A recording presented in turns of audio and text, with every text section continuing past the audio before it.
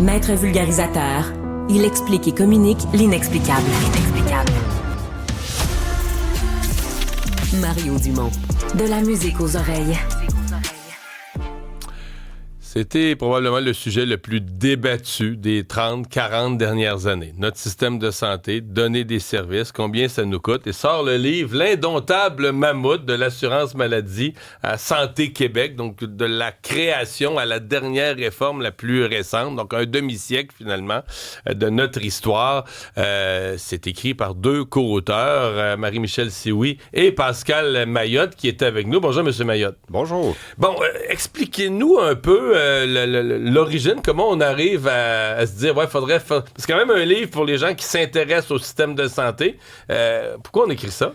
Ben, on vit au Québec présentement, en fait, on subit peut-être même une immense réforme dans le secteur de la santé, qui est un secteur qui est hyper important là, au Québec. Là, c'est la moitié des dépenses du gouvernement. Presque la moitié, c'est 66 milliards de dollars. Alors, on a trouvé que c'était une bonne occasion de raconter l'histoire du système de santé, retourner aux sources, à la genèse, si on veut, du système de santé, comme Claude Castonguay l'a pensé, puis de passer à travers les années ou la succession de réformes, en fait, qu'on a connues au Québec pour tenter de dompter cette bête là, qu'on appelle de plus en plus souvent le mammouth. Vous les passez pour parler de la santé à la radiographie, là, les grandes réformes, la réforme Rochon sous le PQ, parti sous M. Parizeau, Couillard, Barrette, vous les passez toutes, là, les grandes réformes de la santé. Quand on lit une espèce de point commun, c'est que il y a toujours une espèce d'étape finale à la fin où il faudrait demander quelque chose aux médecins, puis ça, on se rend pas là. Je me trompe-tu?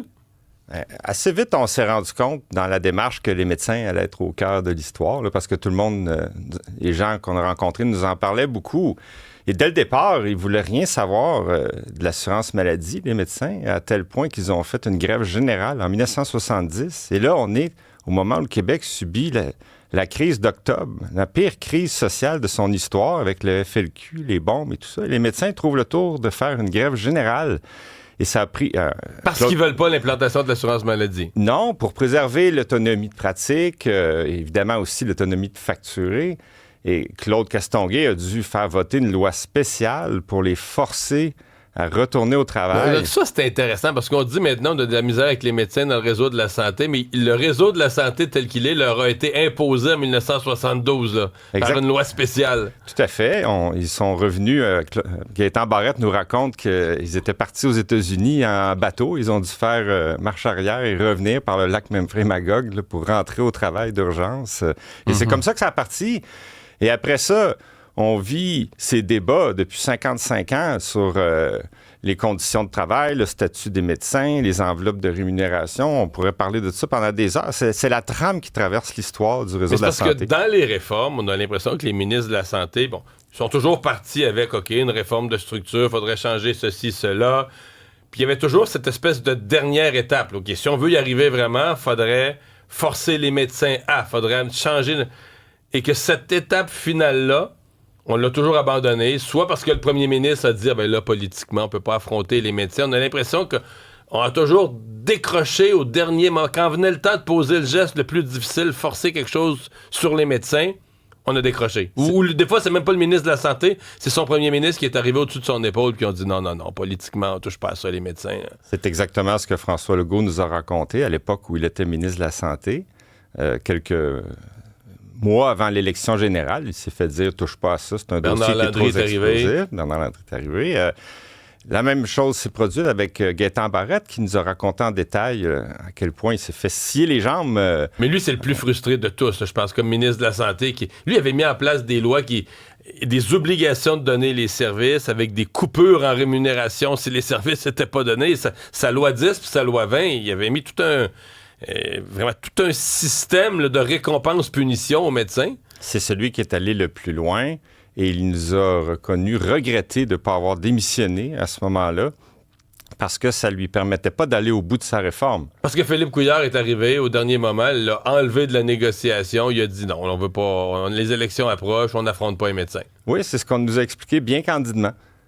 Ouais. Alors, Est-ce que même Philippe Couillard reconnaît ça? Ou dans votre livre, vous avez interviewé bien du monde. Est-ce que même Philippe Couillard reconnaît cette version des faits? oui, c'est reconnu. Son secrétaire général de l'époque aussi.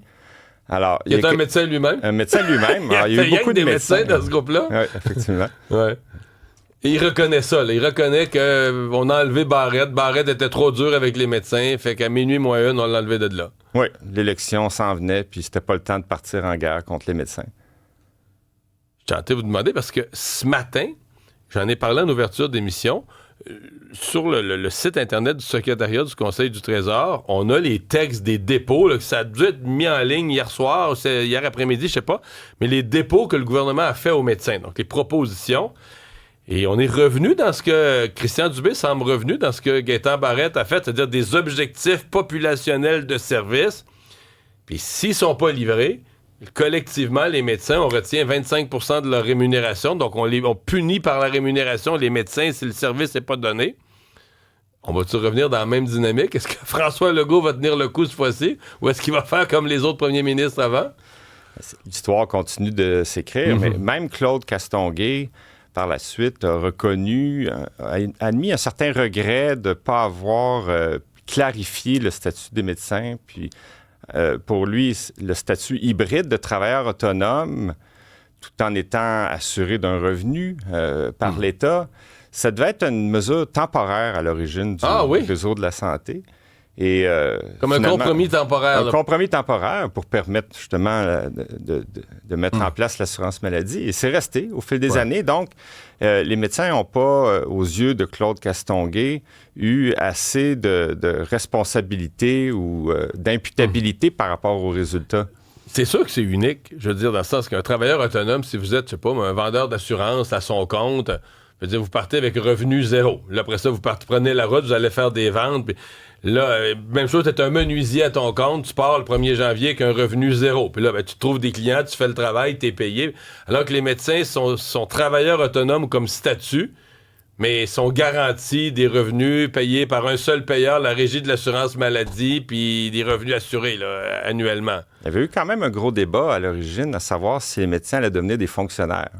Certains, notamment les centrales syndicales, souhaitaient à l'origine du réseau que les médecins deviennent des employés d'État. Des salariés comme en France. Des salariés comme en France. Et Claude Castonguay n'a pas voulu, il estimait que c'était pas un bon modèle. Il est même allé en débattre à la télé contre les chefs syndicaux. OK.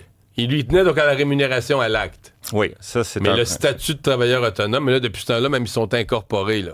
Ils sont incorporés. Alors, bon, ce modèle-là a perduré durant 55 ans et on pourra voir si le dénouement peut-être de cette histoire-là va s'écrire sous nos yeux dans les prochaines semaines. L'indomptable mammouth, là, vous avez utilisé l'expression de mammouth dans le titre de votre livre. C'est... vous avez quand même travaillé, fait de la recherche, réfléchi, traversé des décennies de notre histoire.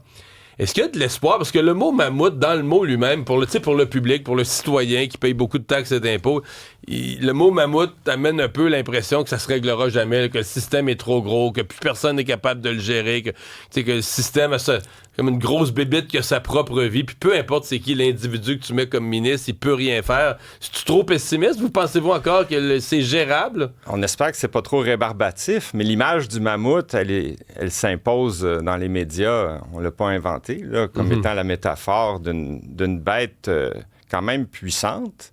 C'est fort, un mammouth, mais c'est lent. Hein, ça avance pas vite. C'est lent, oui. Et ça caractérise bien l'état dans lequel se trouve notre réseau. Dans le livre, on ne trouvera pas la recette de la potion magique pour transformer le mammouth en athlète olympique, là, comme dans Astérix, mais il y a des pistes. Les gens nous ont parlé de leur conception pour le réformer ou améliorer le fameux mammouth. Et s'il y a quelque chose qui semble s'imposer, c'est une sévère diète pour en réduire la bureaucratie. Ouais. Je comprends en conclusion que dans votre livre, dès l'ouverture, dès les premiers chapitres, on comprend que Santé Québec, parce qu'il y a des gens qui se demandent, ça va servir à quoi, ça va changer quoi. En tout cas, le principal responsable, Christian Dubé, lui, il croyait pas à peu près. Là. Lui, il voyait ça comme nécessaire, essentiel, quasiment une base de son engagement politique. Là. Pas de Santé Québec, c'était ça demander s'il serait resté ministre de la Santé tellement il y tenait. Là. Oui, c'est ce qu'il nous a révélé. C'est que c'était une condition pour demeurer en politique puis faire un nouveau mandat comme ministre de la Santé. Donc lui, il y croit. Il croit profondément. Ça ramène à des principes fondamentaux pour lui, Santé Québec, d'imputabilité puis d'atteinte de résultats. Alors, on verra la suite dans les prochaines années. Pascal Maillotte, merci beaucoup d'avoir été avec nous. On va se laisser sur un montage des souvenirs de notre réseau de la santé. J'ai été ministre de la Santé, il n'a pas de recette miracle. La réforme que nous proposons vise en donnant plus de marge de manœuvre aux différents professionnels, à simplifier les structures, Mais il y a des recettes. améliorer l'accès, Il y a des solutions. décloisonner la pratique médicale. Si on les applique avec détermination. Pour que les médecins de famille du Québec prennent en charge toute la population québécoise en première ligne. Vous avez en général un impact de réduction des listes d'attente de 25 à 30 %. Qui va être exemplaire comme partout dans le monde. à atteindre une fluidité sans faille dans notre système. Va baisser la pression sur les Ce urgences. n'est pas simplement pour 2016. Va désengorger nos lits Mais d'hôpitaux. 17, 18, 19, 27, 28, 29. Maintenant, je vous le dis, c'est ça la révolution qu'on en fait ensemble.